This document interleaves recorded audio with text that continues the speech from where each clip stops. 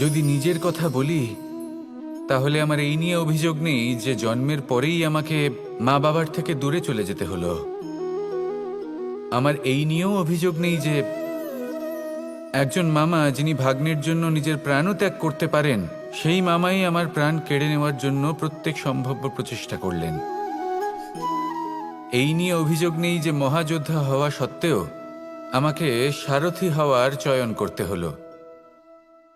বরং আমি কৃতজ্ঞ। মামা যতই আমার প্রাণ কেড়ে নেওয়ার চেষ্টা করুক, আমি নিজের আত্মরক্ষা করতে পেরেছি। প্রথমে মথুরা ছাড়তে হলো, তারপর বৃন্দাবন ছাড়তে হলো, কিন্তু দ্বারকাকে নির্মাণ করার সুযোগটা আমি পেয়েছি।